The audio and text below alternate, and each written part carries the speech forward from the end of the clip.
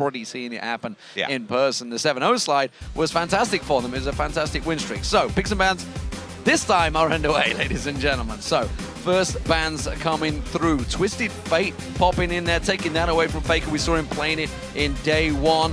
Of course, Lulu also taken away. That's going to be removed. Peke and Soaz, that's technically from. Now let's look at the junglers here, because that's the featured matchup. Oh, it is the Evelynn ban, so he won't get a repeat Evelynn performance here from Bengi. I like that ban from Fnatic, even though Bengi also had a very strong Lee Sin game. Well, there's a Lucian taken away as well. Both Reckless and Piglet been fighting over that one, but Piglet not going to be too worried. He's played a couple of Twitch games, a couple of Vayne game as well. There is the Twitch ban, actually, as we mentioned it. So that's going to be taken away from him. These are basically the two most picked AD carries. These are the ones with the biggest hype here coming in. Wow. So we'll see how this one works out. There, the final ban, Graves. Another. They really are focusing Reckless and Piglet in this game. That tells me both these teams know exactly where the fight's going to be. This tells me that SKT have a really, really good team of scouts, because Reckless actually, these are two of his favorite AD carries. Soaz looks devastated. He doesn't, Reckless does not have the biggest of champion pools when we're looking at AD carries. These are his top two. LeBlanc is open. LeBlanc is open. Deficio's pleas were not heard by Fnatic. They have first pick, though, so they could take it away from him. There's still that left. Where are you going to go, Soaz? He's flicking through. It's going to be the AD carry, of course, with those bans coming through. You assume that will be the focus with 3 AD carries already taken away. Of course, the jungler could be an important job. He's just typed something in. We'll see what it is. It's not going to be the Heimerdinger, I'm afraid. It will be Cassidy. Wow. So yeah, a lot of focus on LeBlanc being still up, but Kassadin is still up. This is a Peke special. I would really like to see him pull out actually teleport just for old time's sakes, but it probably won't happen here. So many bans though being used on the AD carry position. 3 is a lot for Champion Select nowadays, that mid lane things were left open. And top lane, and more importantly, a Jax getting locked in for that top lane for Impact, who has been a beast throughout this tournament, honestly. Alongside him, Lee Sin as well for Bengi. Now, when you're already facing a Jax and you haven't been able to use any of your bans on a top lane, really the only thing that can handle it 1 versus 1 is Renekton. However, we see a lot of lane swap situations happening, so I don't know what they're actually going to try and go into this. He's also been quoted as saying that Lulu beats everything. So maybe Soaz will go back to his Lulu top lane. Well, it was banned out. Shyvana has been locked in. Well, I mean, it's Renekton or Shyvana. It's who you go with, really. Kha'Zix's also picked up by Cyanide, and a quick lock-in by Piglet. It's Vayne once again. Very happy to go back to his signature champion, and he's really daring Reckless, because they spent 2 bans to force him off of his main 2 AD carries. Well, all right. Faker playmaker. We've all seen the Zed highlight video. We've all seen what he did to Ryu. He has locked in Zed once again. We're looking for more SKT skins, right? Absolutely true. We'll see whether he pulls that out. They can have the Jax one, they can have pretty much all of them here if they really wanted to. Fnatic want to steal away the last SKT skin. They're breaking the strategy. That is exactly where the boos have come from. Yellowstar may well go for Zyra, which would steal away Mandu's final skin. Oh my. Reckless could go for Caitlyn. Of course, Caitlyn, one of the champions he's played a lot of throughout the European LCS. We'll see whether that gets locked in a moment, though. This could upset the crowd. Yes, so, Caitlyn really is a 3rd string AD carry for Reckless. So I was talking to him earlier, and he's not really that big of a fan of her because of the fall off of the champion. And Caitlyn as a champion, you have to take. All right, I'll give you the 5 SKT skins here. Everybody's very happy that it actually came to fruition. But the Caitlyn is a champion that you really have to make use of the strong laning phase, and that's really hard now with so many people switching around. You know, I want to say it right here. You know, Fnatic made it to the semifinals. A lot of people said if they got to the finals, they would put a good fight against They're locked in already. SK Telecom is saying, okay, we'll play the comp that we played at Worlds. Bring us your best. And, well, we'll see how it works out, because Peke's on his favorite, Cyanide's on his favorite, Soaz not too happy. I would say Yellowstar's pretty close to one of his favorites, as is Reckless. Yeah, when people kept bringing up all the SKT skins, I kept saying, oh, they're never going to get those champions. Like Jax? Yeah. People do not give away Jax in the current meta, but it slipped through with all the focus towards mid lane and picking up this Kassadin. First pick Kassadin.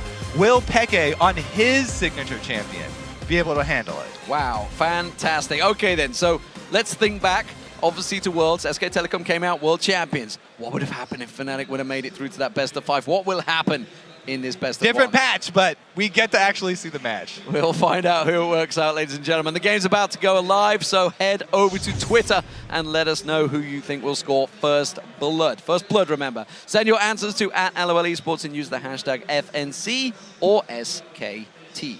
And I have to say, it's already through, the game is loading, so Peke will be bringing the classic teleport. Kassadin with teleport, Peke. This is such a good matchup here. We get to see everything that fans love and know about these teams. This is quintessential Fnatic and SKT. Double teleports, of course. Exactly. Double teleports. Double. Yeah, so as Fnatic. This is literally how Fnatic were playing at Worlds. This is going to be an interesting game. Plus, as far as our featured matchup with the junglers goes, both of them got very high priority junglers. The Lee Sin for Bengi and the Kha'Zix for Cyanide. Very happy to go 1 versus 1 with those two champions. Here we go, ladies and gentlemen. We're going to get underway. Fnatic as the blue team up against SK Telecom in all their skins as the red team. Now, Fnatic have an extra ward here. They've gone with the true ward, the early ward that they can place. So a slight advantage for the level 1 if they want to try something, and they definitely do. They definitely want to try something. They're all in that jungle, but SKT know that they are here, and they are moving in their position. Fnatic may well get pincered here. Watch out. Everybody being in that bush, you could get a 5-man Jack stun if SKT could collapse at the exact same time. But Fnatic run him off from the backside because he's separated from the rest of his team. Yellowstar not quite in range for the Zenith Blade to lock down Impact, but look at SKT. They moved into position. Oh, the death bush, but it was given away. They knew they were there. Bengi is there. They're still all in the death bush. Now Fnatic. Oh, here's the stun. Oh, 2-man counter-strike. Cyanide's getting caught out. Soaz is separated from his team. Cyanide's going to go down to the Ignite. No, the heal comes through. He gets away with it. Soaz separated now. Yellowstar getting locked up. He's going to take some damage from Piglet. And Fnatic have to back out of the fight. And they didn't even get their ward down in SKT territory. Uh-oh, Faker sticking around, wants to stop as many backs as possible. The timer, minions are about to spawn. So if they can delay these backs, keep the low health bars, then it would be a huge benefit. Exactly what they're doing. They've just pinged their own blue. You can see Impact already making tracks down there. They're going to try and steal both these blue golems away at the very start. That Jack's stun earned SKT a big lead in this game. Even if they didn't get a kill, they do get a good summoner lead. Heal having to be used in the bottom lane and flash from the jungler Cyanide, just for the ignite of Pumandu. So we'll see how bad that will be. Cyanide's going to move in. If he can get close enough in time, he will have smite. He will be able to steal it away. Impact, remember, of course, only having to do it, but you can see he's going to sneak around there. Impact actually just timed it up for him. Cyanide tanked it down, and, well, Cyanide gets away with it, steals it away. We did see Bengi actually went around to the large wolf as well, so I think he's taking that one away from him, sticking around that mid lane. Great reaction from Cyanide, making the best of a bad situation. Now, the early invade did result in 2 top for SKT. They've got their support as well as AD carry up there, and it is going to be the lane swaps. We're also seeing the same rotation here. Jungle or that's top a laners going down bottom. Impact teleporting back onto that turret. There's a big wave here. He's going to counter-strike instead on Soaz and Yellowstar. They're not going aggressive. Now they are. There's the Zenith Blade. The Ignite goes down. Soaz is coming in for this one. It will be taken down. First blood for Fnatic. And Soaz still has his teleport. So Soaz can go back and heal after they take this turret and then teleport top lane. There's only 2 members top lane. Fnatic could actually get the first blood and a turret lead if they can get the defense in place. Well, the crowd are certainly loving it, that's for sure. Instead, they're going to hold off on that turret. Faker now putting pressure down on towards Peke. The crowd, now they're excited. There we go. A little bit late on that one. They were cheering. Let's trust you guys. They are a lively crowd here. Peke's got to be careful. Bengi is around that red buff area, which is why they're backed away. There is the first turret of the game going down for Fnatic. Right, Bengi hasn't been able to get much done here in the time where Fnatic get their first blood and their first turret. Now we're going to see Soaz. He's not teleporting into the turret. He remembers last time where there was a dive from the 2-man Piglet and Pumandu on Vayne and on Zyra, and they were able to get the kill. So this game is definitely started off lively. It was the same with the OMG game. SK Telecom certainly went at it for kill, that's for sure. I think that ended up in pretty much 30-odd kills plus. I'm not sure whether this game's going to reach that same standard. Sino at the moment. Oh, they didn't clear out the blue buff. That's only just being cleared out now at 4 minutes 20. So keep your eyes on that one at the 10-minute mark, 9-minute mark. I am a fan of that strategy, but that's fairly quick clear there from Cyanide coming back to check it. So won't be delaying that from Peke for too long. Now, Soaz, he has gotten up to the turret, and he's gotten some extra experience here. So all in all, the level 1 invade, even though it went poorly, Fnatic were able to pick up the pieces. And because of the play down bottom, where the teleport in from Impact resulted in first blood, they now have the lead. Peke may have to use his flash to get away from this one. He does. It does help him to get away. He's already used that teleport as well, just teleported back into lane. Impact now coming around actually to have a look towards this mid lane. They're looking at pressure. Wow. Peke down. Pumandu also making the journey down the river. So it's very dangerous for Impact to go to a long lane like that without a turret to fall back on. He needs to make something happen elsewhere on the map. Deciding to send everybody mid here, Yellowstar actually gets caught trying to make his way through the jungle. Looks a lot of harass back on towards Bengi. That shield of Daybreak doing its job, keeping him stunned up, and they actually saved the turret there, so well played Fnatic. Fnatic are in such a good situation here. They have a free farming AD carry down bottom. They're getting experience in all 3 lanes. As long as this 3-man squad with very, very little wave clear can handle experience around this turret and salvage a little bit of CS, then it's going to come out really good for Fnatic. Let's see how that lane control works. Remember the Cloud9 game SK Telecom did. They managed to hold that wave up. We'll see whether SK Telecom can do the same thing. That wave has been pushed heavily in towards that inner turret. Impact is already going over there, and look at the damage on that top turret. Piglet's done a lot of work on that. Soaz is not going to let him recall there, I don't believe. Well, he doesn't have a ward in there, so he's not sure that he's recalling, and it's dangerous to go around face checking when he's that low. So Piglet does get the recall off. And also, for SKT's sake, the call was interesting. Because they know that there's this mid laner with low wave clear, this Kassadin, they send more people to pressure there because they don't have any other options. But look at Peke. They haven't been able to keep him down. They weren't able to get too much damage on that mid turret. And now that Rekkles has gotten his full solo lane farm, he is extremely strong, heading up level 5 to this mid lane turret. Caitlyn, I said she had to make great use of the early laning phase, and they are doing just that. Yellowstar running interference duty there. That turret down to half hit points in the mid lane as well for Fnatic. So, Faker trying his best to keep him away. Of course, has hit level 6, hits that ultimate level earlier before Peke. Yellowstar's going to be so careful. He's only level 3 going that deep in the jungle. Blind. I like the move, though. He's getting great ward coverage down. They can see any sort of transition from SKT going to the bottom side, where they have their Jax freezing this lane. Impact, he loves this type of game, though. He wants to get up that massive CS lead by freezing that lane deep as long as possible. It's up to Fnatic in that case to make a play. They can either shove down mid, or they can go try and kill. Well, they've got the lockup on him. It's not enough with that Living Shadow available, though. And they do force him away again. Soaz is in trouble, though. He's been condemned on the wall, and you can see Mandu's coming around the side here. He's got the backup support of Bengi. Will they try and dive on towards him? Soaz is considering stepping away, but he's hanging around a little bit longer. Peke's teleport is coming up, and he saves this turret, coming into 2-man defended. Meanwhile, because of this massive ward coverage, wow! Oh, they're going to force him to jump away. Rekkles actually gets jumped on by Impact. The counter-strike coming out will stop the basic attacks from Rekkles.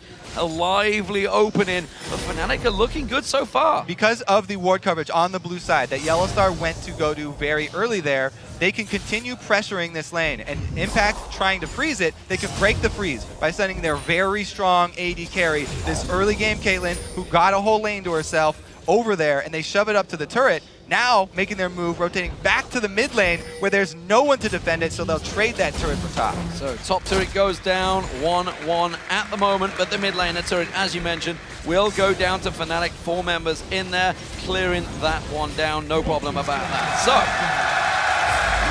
So one teleport was used to save that top lane or delay the destruction of the top lane turret. They still have one in their pocket. You mentioned in the beginning, this is the Fnatic style to run with 2 teleports. They still have 1 extra to answer Impact's teleport. Even though SKT have been keeping that one in their pocket, letting Impact freeze that lane, they still have an answer here. Soaz can actually do the same thing. he now is the one who's deep in his own territory, and he's going to start building up his CS. He needs to be able to catch up to Impact, because Jax with a lead on Shyvana is very dangerous if those two meet up. Big differences. So actually, let's take a look at those items, because we haven't really had a chance to just yet. We can see the Seeker's Arm Guard now for Peke, Bilgewater Cutlass. So we're going to see Blade of the Rune Kings on Faker and Piglet. We'll see whether Impact chooses to go the same way. He hasn't yet to go back. He's got that 56 CS, so it's working out very well for Impact, actually. Despite all the movements he's had to make in lane, he's actually kept ahead of SOAS. And both top laners will have huge purchases when they do go back, because they've been sitting at those lanes for a very long time. Now, what you want to watch is what each team decides to do with the big lanes. Because SOAS also is building up a big minion wave, but Impact's right here. It looks like Fnatic are going to be under a lot of pressure. Everybody from SKT trying to work with this giant wave and this cannon minion to make use of it and go for another push. Oh, Yellowstar tries to get away. The ultimate coming out from Faker. They get locked up on that tower. That's going to be in down. Reckless gets pinned on the wall. He gets dropped as well, and they just both completely melt. SOAS considering jumping in here. Is he going to come around? He's got Peke with him. They're just simply running defensive duties. Impact actually gets caught out, goes aggressive. Counter-strike is not going to land. He leap strikes away to Faker, and now they're going to close on towards it, but it's a 3v5. They can't surely push. Yeah, just a few seconds too slow there from Fnatic to be able to get down and defend that. And the teleport was not enough. They got SOAS in there, but now they're going aggressive as the rest of SKT are backing off. Impact shows himself in the top there. Cyanide jumps in with the stealth running. Is it going to be enough? Cyanide goes down. Pumandu going to get taken down, but Peke can't get the kill on towards him. Peke's in trouble. He gets taken down as well. So is the last man standing. He's going to get dropped as well.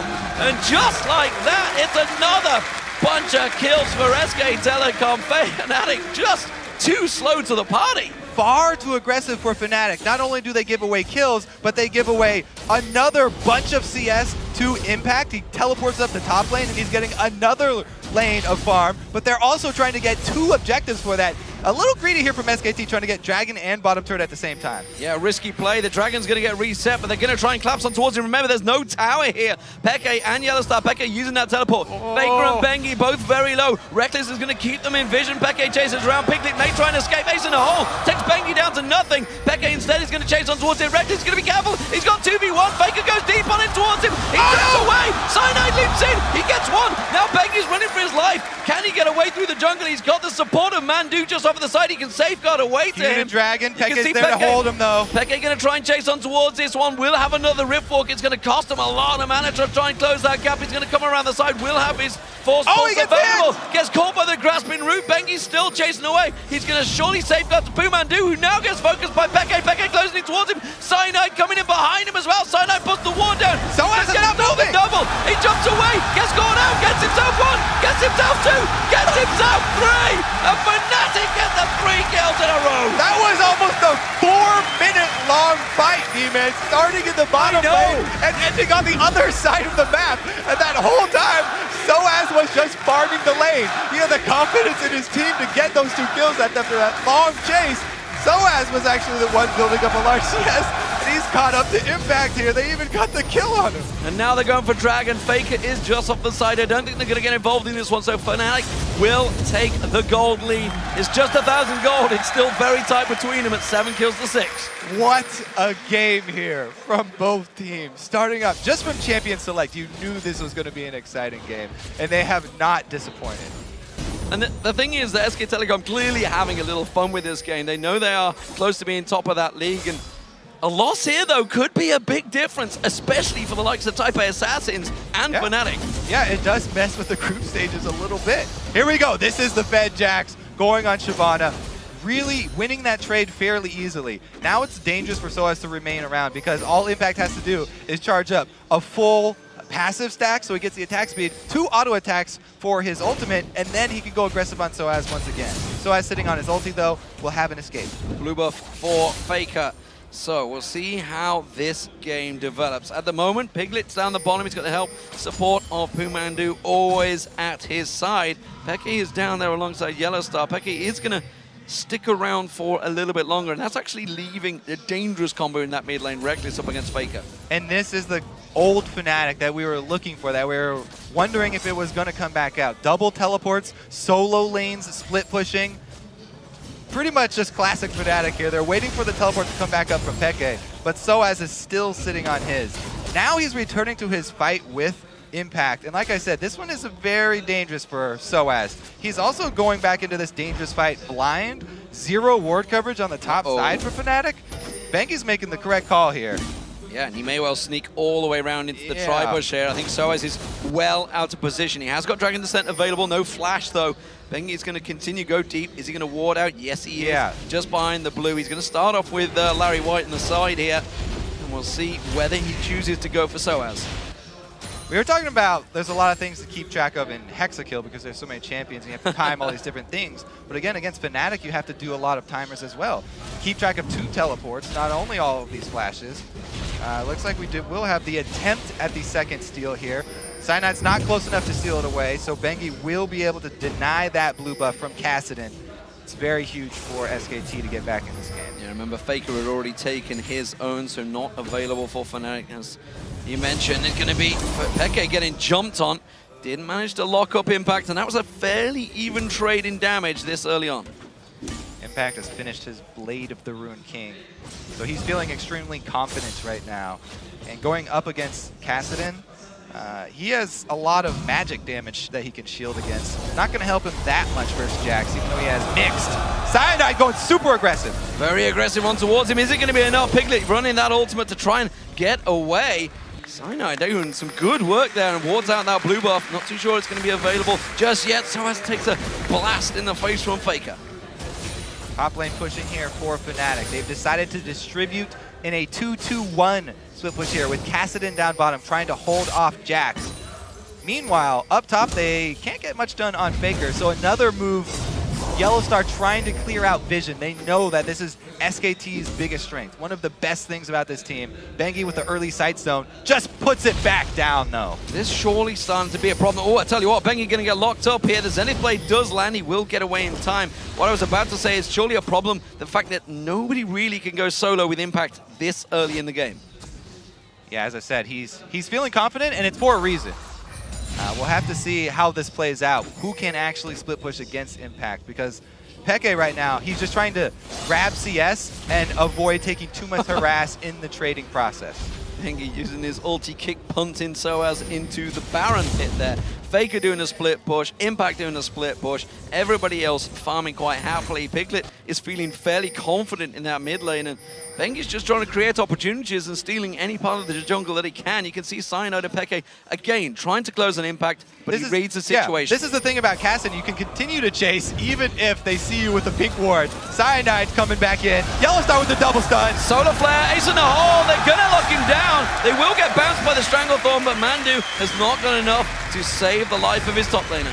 Great roaming here from Yellowstar, making use of those mobility boots. He's done a great job. We talked about him combating the vision from SKT earlier down on the Baron pit side. He's made it all the way up top to make a play on this Jax. Your question was, who will deal with Jax? It's going to be 3 people, D-Man. They're going to converge from all different sides and chase him down.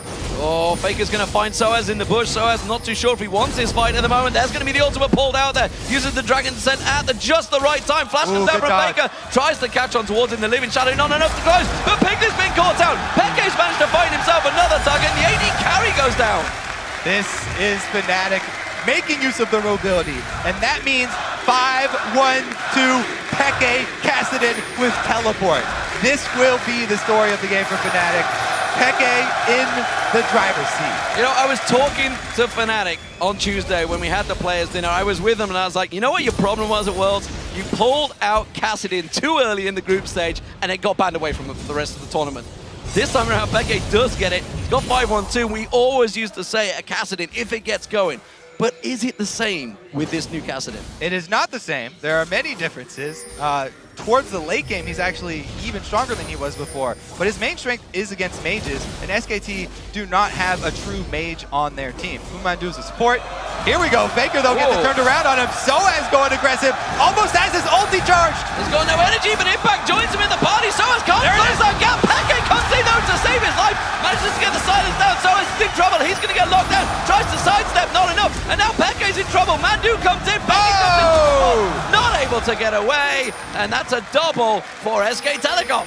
Fnatic take down Faker, but a good collapse from SKT are able to avenge him and take out both solo laners, both teleports, takes away so much playmaking ability from Fnatic.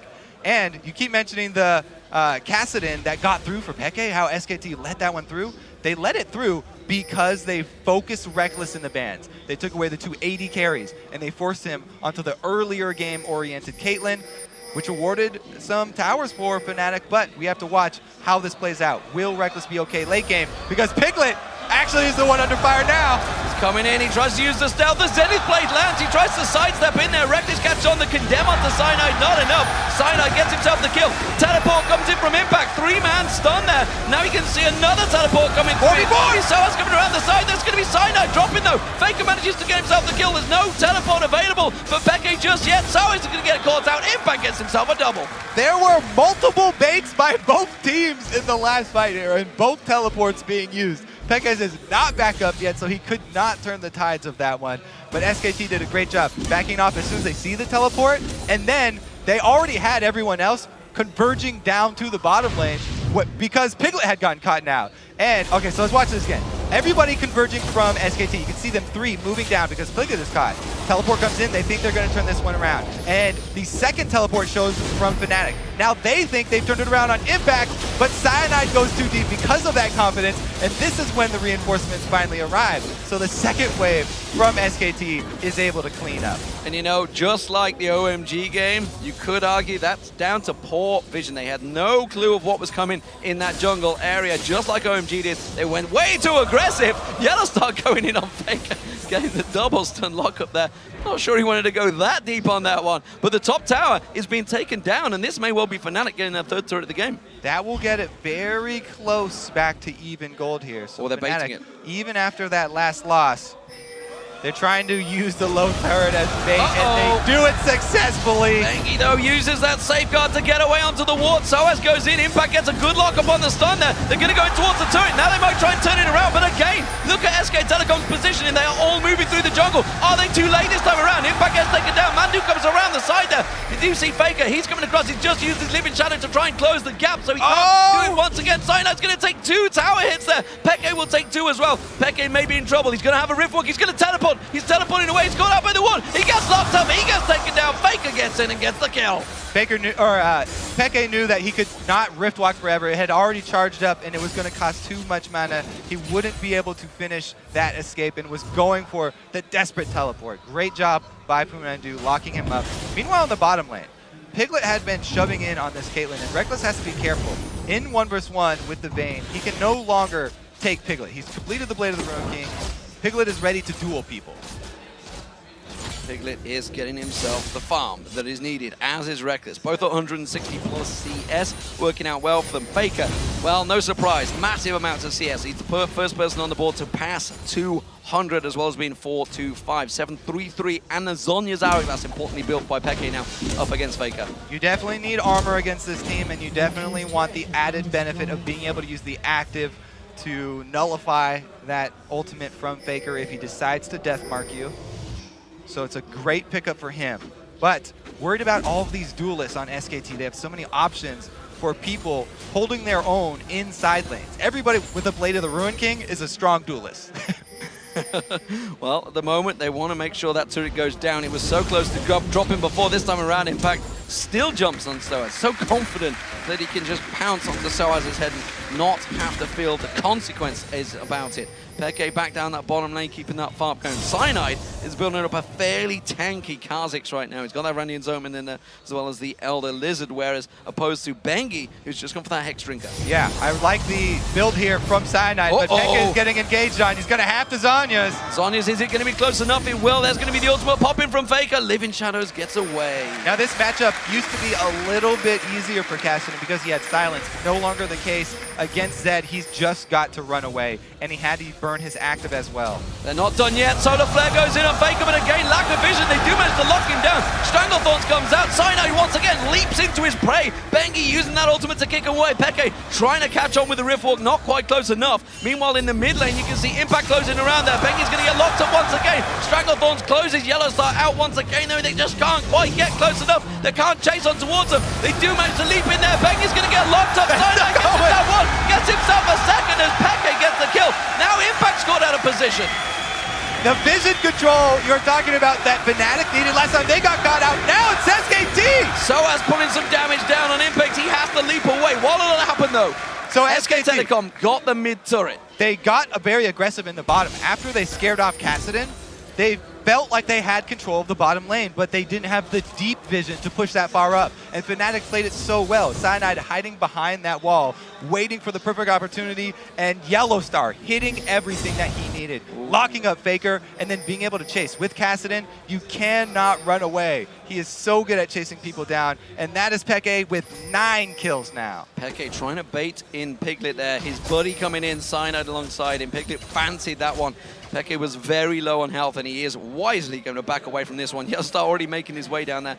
Face of the Mountain completed by him, but look at Mandu. He's going for the Haunting guys. Yeah, and they're going to need a lot of wards, so everybody filling up their inventory here with small pieces, little items. They need basically vision of the entire map. With the amount of mobility from everybody in this game, all of these little skirmishes and people getting caught out, they would love to have just vision everywhere, but they need also the small combat stats that you get from these little items, like those spell penetration from Pumandu. He's going to try and have a bigger impact on the team fight. I'm still worried with the Jackson, and now got that Trinity Force complete along with Blade of the Rune King. The Randian Zone will probably follow. Suddenly it becomes a brick wall, a big brute force damaging brick wall. There's not a lot for Fnatic to counter that as we start progressing. We're at 25 minutes now. This game is looking to go long. Yeah, and if it does go long, I expect even more armor here from Fnatic in all of their builds. You can see multiple Rando Annulments being built, and a song is already that you talked about. So they definitely have a clear path because there's so much attack damage on SKT and so much attack speed. Those attack speed slows are going to do wonders for them. But again, the wards, I think that we'll see those sight zones upgraded more often than we usually do. So the sight zone on Bengi and the sight zone on Pumandu, they can get those up to Ruby sight stones. It will help them out since they've already switched over to 3 sweepers.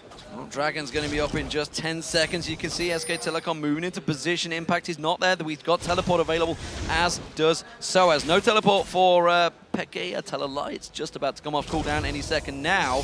But Faker fancies going aggressive. He goes in towards him. Remember, Zhonya's Hourglass is built by Peke, expected to be used any second just to prevent it. That's going to be down. The ulti was used by Faker. It's a pretty short cooldown, but it may not be up for the next Dragon.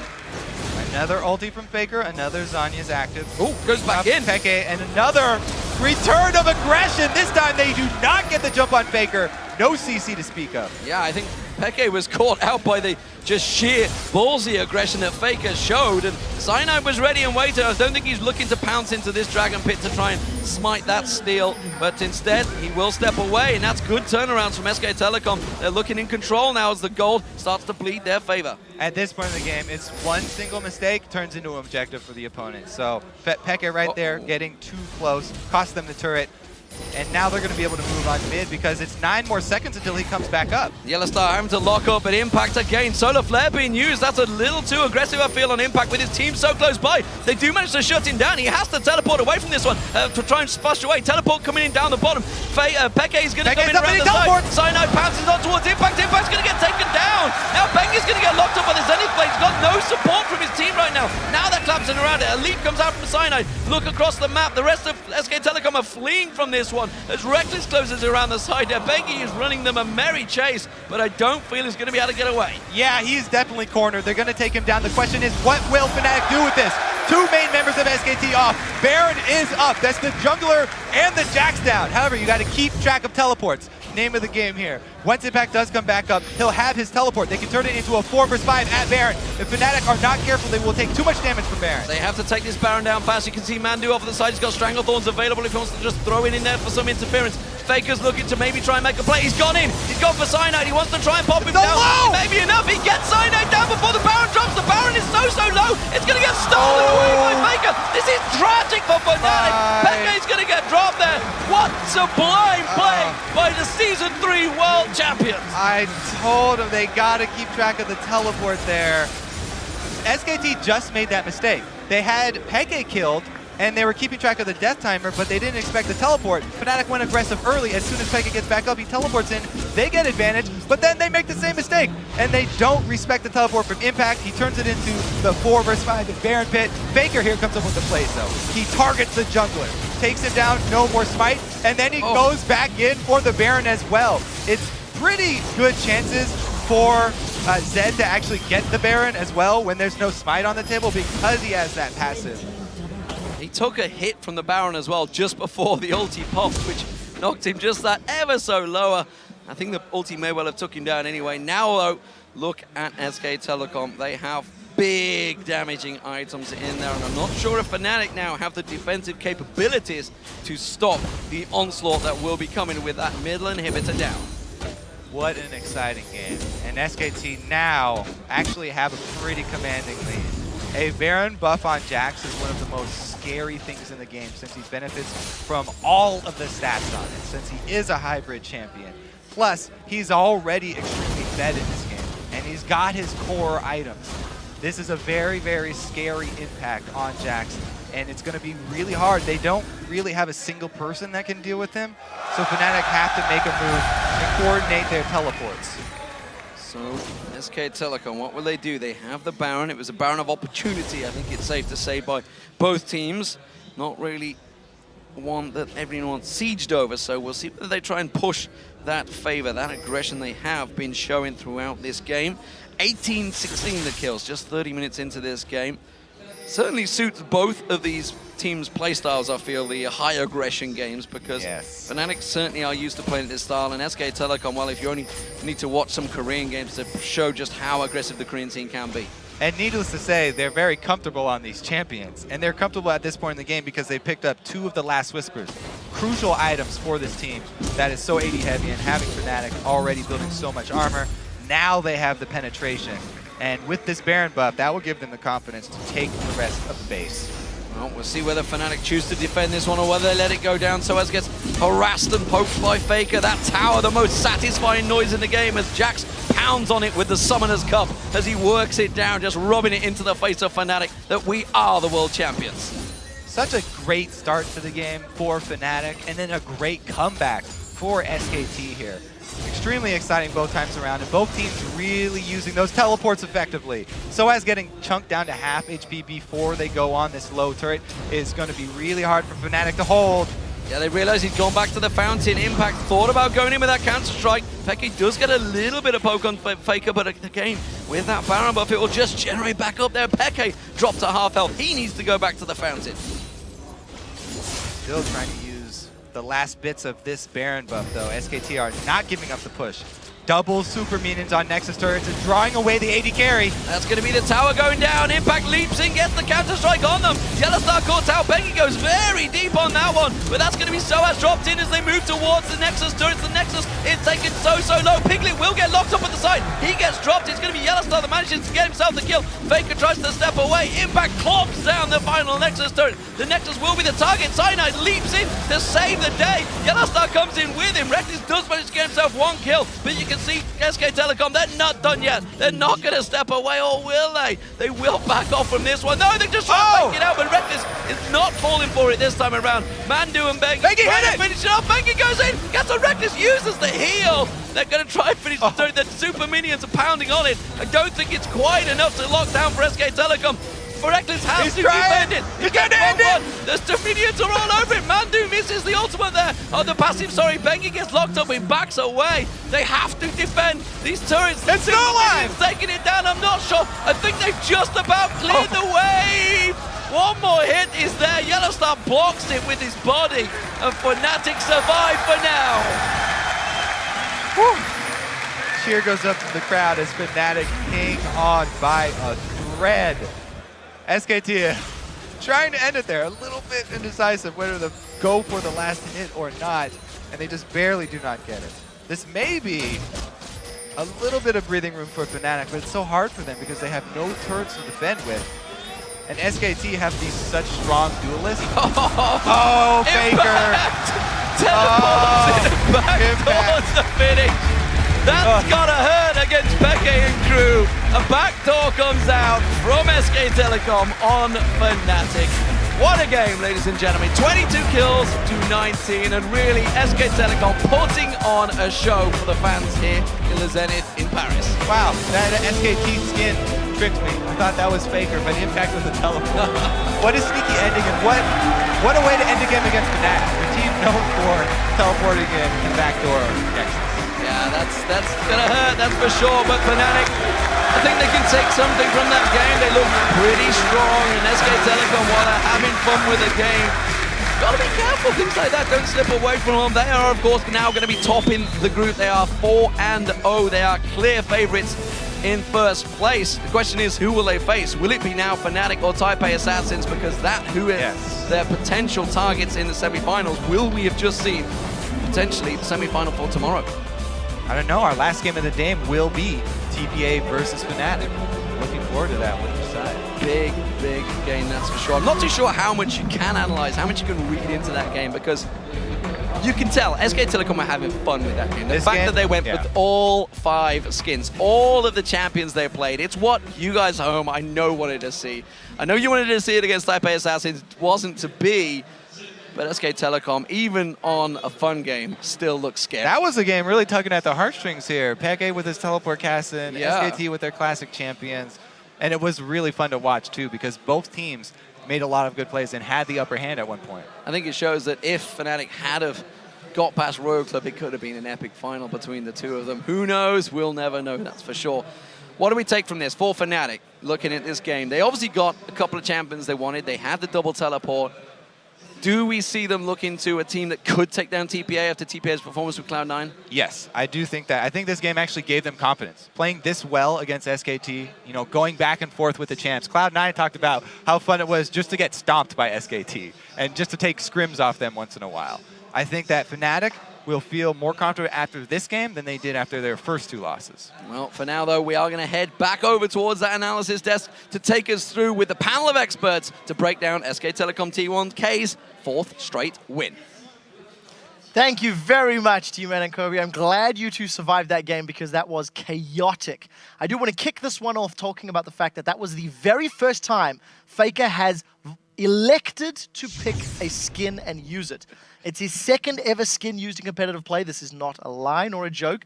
Monty, do you briefly want to explain the story? Oh, yeah. So he accidentally used a skin during the Champions Winter Finals up against Ozone, where basically the person who was testing his computer was playing Riven, and then he picked Riven, and it was defaulted onto the Battle Bunny Riven skin. So this is the first time he's intentionally used a skin. And what a way to do it. It was dramatic. I want to talk about Fnatic's team composition. They went old school. They had double assassins, double teleport.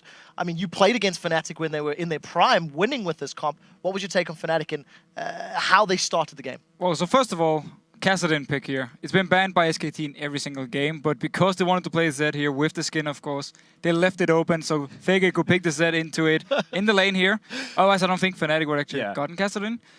However, they used it well. I mean, the replay we're going to bring up now here on your screens actually really shows how Fnatic played earlier on. So let's pull up the replay and really see how the game was with chasing and everything. It starts down here in the bottom lane. Faker, I believe he might actually have already gone aggressive onto Peke here, but let's just roll the clip. Yeah, he's already gone into Peke. Peke's used his Sonya, he's used his flash to get away. He stays to farm a little bit, and then Fnatic just goes aggressive, gets the first kill onto him, and then they continue to chase. And this is what they did all game long. Whenever SKT were looking for fights, overextending, Fnatic would be there with the Kassadin, with Cyanide on Kha'Zix, and just chase them on. I mean, Kassadin is still probably their best champion in the game, actually, when it comes to chasing, and it's what they did here.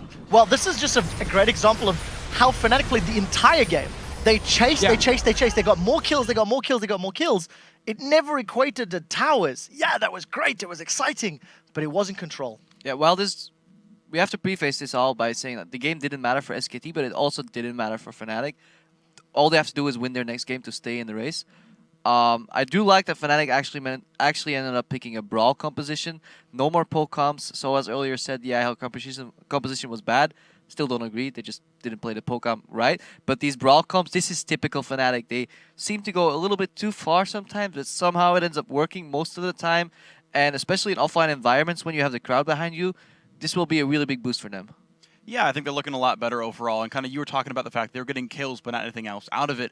Basically, SKT's lanes were all, I mean, not literally, but like they're all kind of winning, right? Like no one's gonna actually beat up Jax 1v1, and he was pushing the whole time. Like Caitlyn's not gonna fight Vayne after your first big item. That's just not a matchup you win once the laning phase breaks down. So there's no situation where Fnatic gets to like push their waves up steadily. It's just like, well, mid can shove, then he can roam, but like there's nothing to do after that champion dies. You've got like 3 waves to push through, and you can keep getting 600 gold at a time, but that won't win you the game, which we saw here. Yeah, it's again, the tempo was always throughout that game in SK Telecom's favor, and they were, I think, rather unconcerned given Mandu's choices in itemization, which included a death cap on his support that game, about how that was going to turn out. Yeah, legit. It works out.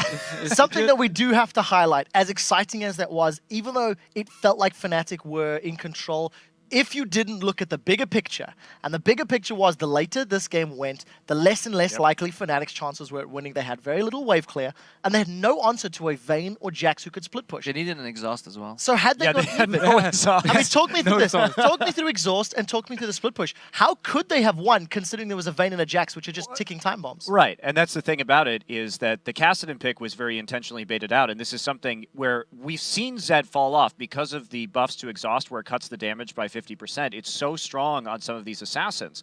But if you're going to make the most out of Kassadin, you can't run exhaust on him, and then they chose not to run any exhaust at all. But when we're talking about dueling in a 3-lane split push with a Zed in one lane, a Vayne in the other, and then a Jax in the last one, not having any kind of exhaust, I mean, there's no way to stop that. Nope. They almost had too much split push though, because they can only put one split pusher in each lane, and then one of them needs to hold mid at least.